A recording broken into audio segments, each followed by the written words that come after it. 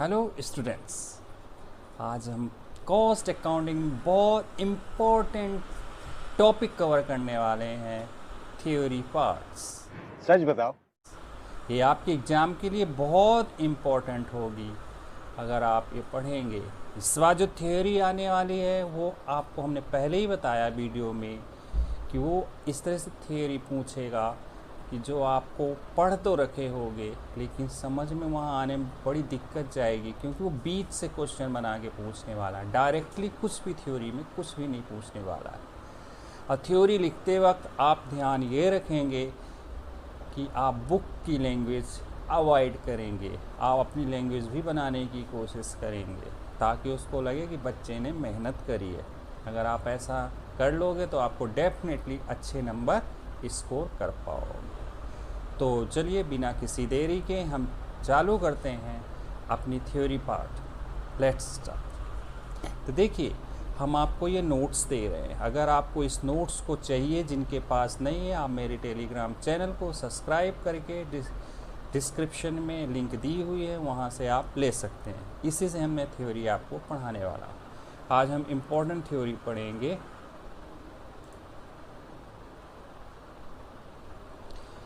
देखिए, सबसे पहले कॉस्ट अकाउंटिंग के जो हमारे फादर थे उनका नाम आपके सामने फ़ोटो भी दिखाई दे रहा होगा, ठीक है। ये उनकी फ़ोटो है और उनका नाम है जोशिया वेजवुड, फादर ऑफ कॉस्ट अकाउंटिंग। ये आपके नॉलेज के लिए बहुत इम्पोर्टेंट है।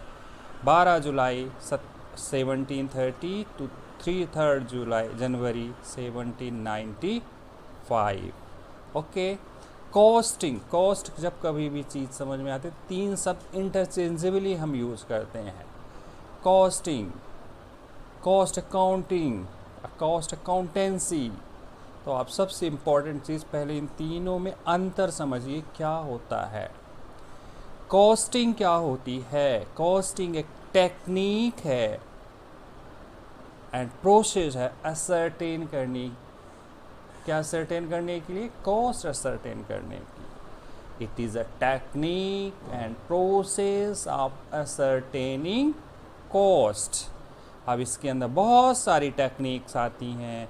कॉन्ट्रैक्ट कॉस्टिंग एक टेक्निक हो गई, बैच कॉस्टिंग एक टेक्निक हो गई, सिंगल कॉस्टिंग एक टेक्निक हो गई, प्रोसेस कॉस्टिंग टेक्निक हो गई, जॉब कॉस्टिंग भी टेक्निक हो गई, ऑपरेटिंग कॉस्टिंग, मल्टीपल कॉस्टिंग। ये सारे चीज़ें जो होती हैं, ये सारे जो टॉपिक्स दिए हुए हैं, सारी टेक्निक होती है जो ये टेक्निक बताती हैं कि आपकी कॉस्ट कैसे असर्टेन कर सकते हो, निश्चित कर सकते हो।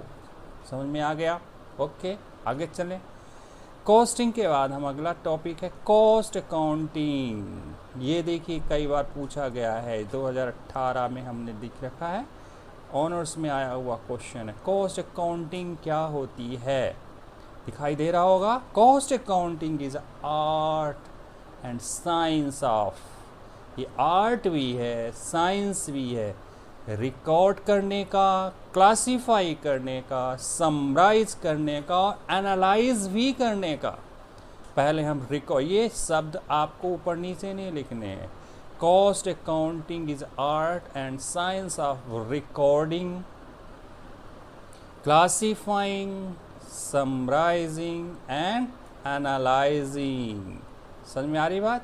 ये चारों शब्द आपको सीरीज में यूज करने। पहले रिकॉर्डिंग करेंगे, फिर क्लासीफाई करेंगे, फिर समराइज करेंगे, देन उसके बाद एनालाइज करेंगे।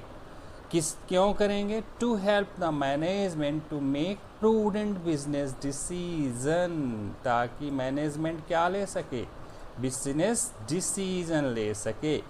ये सारी चीज़ें क्यों करेंगे? रिकॉर्डिंग करेंगे, क्लासीफाइंग करेंगे एंड समराइजिंग एंड एनालाइज करेंगे। क्यों करेंगे? बिजनेस को क्या करने के लिए? ताकि बिजनेस प्रूडेंट बिजनेस डिसीजन लिया जा सके। समझ में आ गया?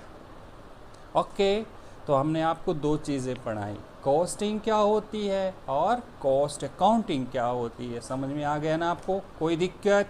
बिल्कुल दिक्कत नहीं। चलिए, अच्छी बात। कॉस्ट अकाउंटिंग के ऑब्जेक्टिव अगर एग्जाम में आपसे पूछता है तो इसके लिए हमने ये टॉपिक दे रखा है, ठीक है। पहला इम्पोर्टेंट, इसका ऑब्जेक्टिव भी है, इसका एडवांटेज भी है और इसका सिग्निफिकेंस भी है। ये एग्ज़ाम में कई बार आया हुआ है, 16 में भी आया, 2018 में, 2018 में भी कई बार आया हुआ। इसके इम्पोर्टेंट है, पहला है कॉस्ट को असरटेन करना। क्या होता है इसका पहला ऑब्जेक्टिव? कॉस्ट को असरटेन करना। दूसरा कॉस्ट को कंट्रोल करना। याद हो गया ना? बिल्कुल साथ साथ हमारे बोलिए, कॉस्ट को असरटेन करना, कॉस्ट को कंट्रोल करना। थर्ड है provide information for decision making. Decision making के लिए हमें क्या देना? इंफॉर्मेशन देना। चौथा है सेलिंग प्राइस डिटरमाइन करना। एंड फिफ्थ है असर्टेन कॉस्टिंग प्रॉफिट। बिल्कुल याद हो गया ना बच्चों? बहुत इंपॉर्टेंट। बोलिए बोलिए हमारे साथ बोलिए आप। कॉस्ट को असर्टेन करना, कॉस्ट को कंट्रोल करना, दो बहुत हो गए कॉस्ट से रिलेटेड। देन इंफॉर्मेशन देना, ये सारी चीज़ें क्यों करना? इंफॉर्मेशन देना डिसीजन मेकिंग के लिए, और सेलिंग प्राइस को डिटरमाइन करना, और कॉस्टिंग प्रॉफिट को डिटरमाइन करना। समझ में आ रही बात? ये याद है हो गया? लिख लेंगे आप। अगर हम आपसे पूछें कि कॉस्ट अकाउंटेंसी क्या होती है, हमने आपको पढ़ा दिया अभी कॉस्टिंग क्या होती है, कॉस्ट अकाउंटिंग क्या होती है। अब कॉस्ट अकाउंटेंसी किसी ने बोल दिया कि बताइए ये चीज़ क्या होती है, तो आपको ये चीज़ बता दूं क्या? आपको पता है? नहीं पता तो हम आज आपको बताते हैं। पता है तो ठीक है, नहीं पता तो देखिए, cost accounting, the knowledge of costing is known as cost accountancy. अगर कॉस्टिंग की नॉलेज हो गई आपको, अब मतलब बोलो कॉस्टिंग की डेफिनेशन हमने आपको पहले पढ़ाई। क्या बताई थी कॉस्टिंग की डेफिनेशन? ये देखिए, मेथड ऑफ असरटेनिंग कॉस्ट, ये थी ना, technique and process of ascertaining cost is known as costing.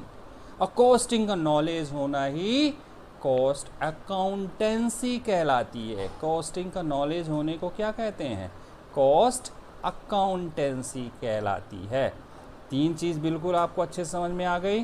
Costing क्या होती है, कॉस्ट अकाउंटिंग क्या होती है, कॉस्ट अकाउंटिंग के एडवांटेज बताया गया, हमने बताया, एंड कॉस्ट अकाउंटेंसी क्या होती है। ठीक है, कॉस्ट अकाउंटिंग की डेफिनेशन ये दिखी हुई है, आपको दिखाई दे रही होगी।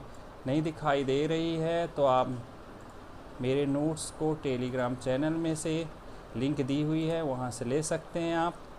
ठीक है, ये है बहुत important theory, cost account knowledge of costing is known as cost accountancy. ठीक है, cost accounting is defined as the application of costing and cost accounting principle, methods and technique to science. ये बुक इस language है, ठीक है ना। Cost sign to, अब बहुत इम्पोर्टेंट चीज़ जो बच्चे अक्सर स्किप कर जाते हैं और एग्ज़ाम में आता ही आता है, वो है कॉस्ट सेंटर।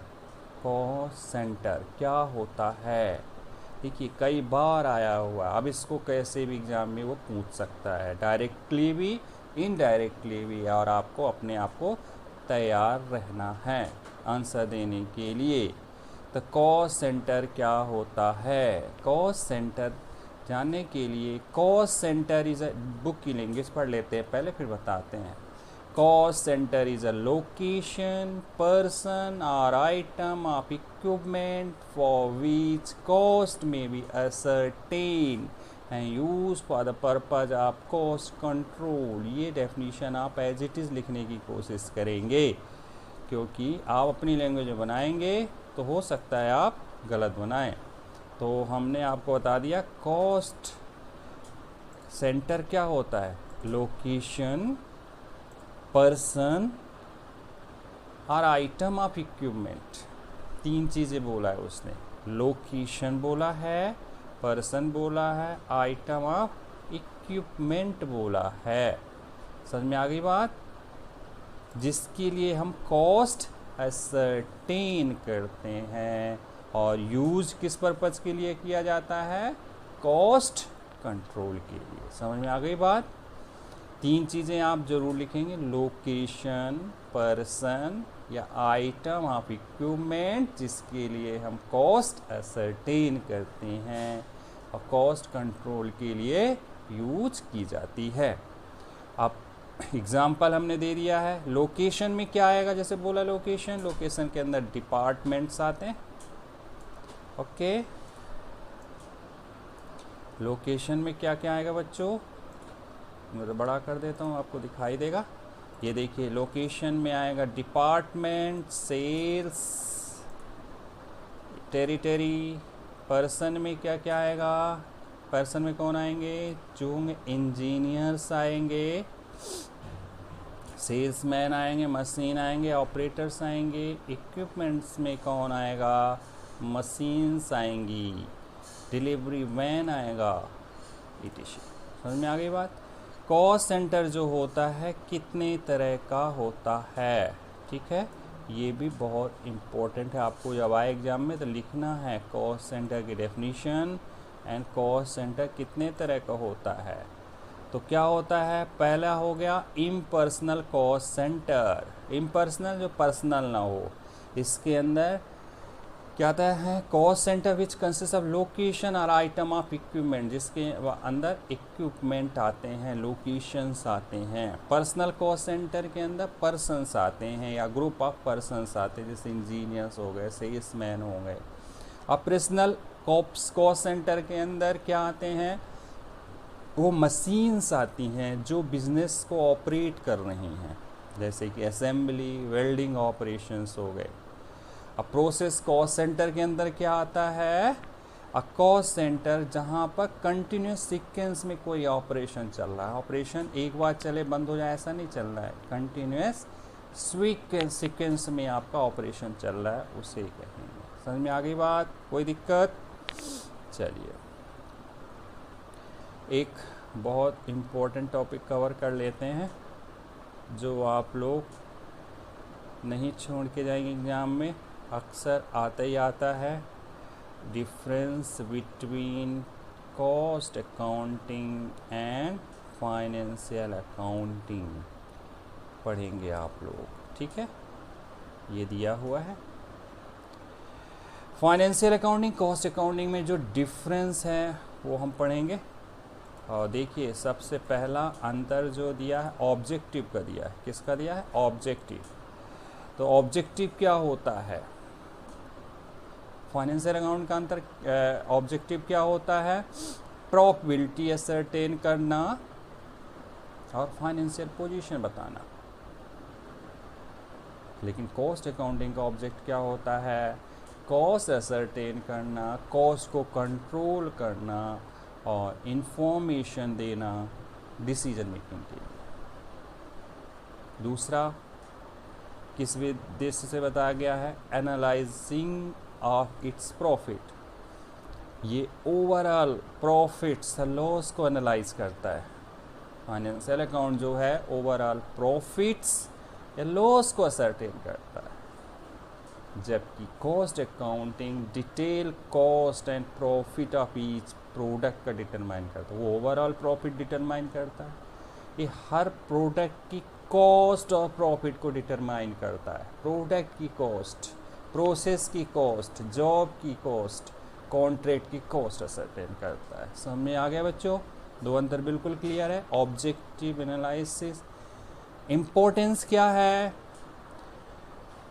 फाइनेंशियल अकाउंट्स में रिपोर्ट करने का इसका इम्पोर्टेंट है, ये रिपोर्ट करता है, जबकि कंट्रोल में इसकी कोई भागीदारी नहीं होती, हिस्सा नहीं होता। जबकि कॉस्ट अकाउंटिंग का इम्पोर्टेंस कंट्रोल करने में है कि मटेरियल कम से कम लगे, लेबर कम से कम लगे, ओवरहेड कम से कम लगे। डिसीजन मेकिंग के हिसाब से क्या है? फाइनेंशियल अकाउंटिंग लिमिटेड यूज है डिसीजन मेकिंग में, इसका डिसीजन मेकिंग में यूज बहुत कम है। वहीं दूसरी तरफ कॉस्ट अकाउंटिंग का डिसीजन मेकिंग में तो सबसे ज़्यादा यूज है।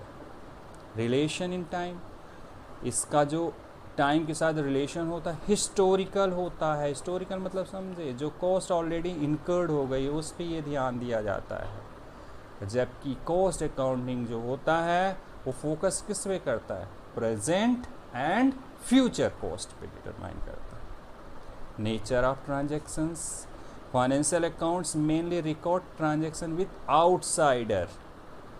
इसका जो बिजनेस से रिलेशन होता है, ट्रांजैक्शंस जो किए जाते हैं आउटसाइडर से इसके रिकॉर्ड किए जाते हैं। इसका जो किया जाता है cost accounting based on data available from financial accounts and generated with costing departments. Based on data available from financial accounts के जो डाटा मिलते हैं उसके बेस पे होता है। Legal requirement, financial accounts of the company have to meet require. Financial account को बनाना बहुत ज़रूरी है, आपको लीगल रिक्वायरमेंट है इसकी। जबकि कॉस्ट अकाउंटिंग का रिकॉर्ड करना आपके लिए ज़रूरी नहीं है, वॉलंटरी है, मैंडेटरी है। ठीक है बच्चों, उम्मीद करता हूँ इतना सारा समझ में आ गया है। अब आप आगे पढ़ाई करेंगे कि नहीं करेंगे? करेंगे ना? बिल्कुल करेंगे। और ये इम्पोर्टेंट थ्योरी आप ज़रूर पढ़िएगा। इसके बाद भी हम और थ्योरी के आपको वीडियो अपलोड करूँगा, वो भी ध्यान दीजिएगा, वो भी देखिएगा। अभी तब तक के लिए ये पढ़िए आप। एक ही बार में बहुत सारी थ्योरी बनाऊंगा, वीडियो आपको बहुत बड़ी दिख जाएगी। तो आगे की थ्योरी के लिए आप वेट करिए, तब तक आप इतना पढ़िए। कोई कन्फ्यूजन है तो व्हाट्सएप करिए, मैं आपको दूर करूंगा और आप पढ़ते रहिए। नहीं।